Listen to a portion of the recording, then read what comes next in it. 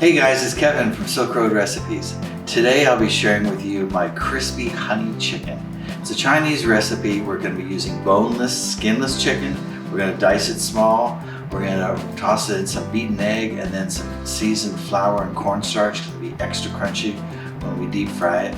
It's going to then get tossed in this honey, apple cider vinegar, sesame oil sauce. It's incredible. And I know the kids are gonna love this one. I do. It gets finished off with a little diced red chili if you want, and some green onions. It's always a hit. Let's do it.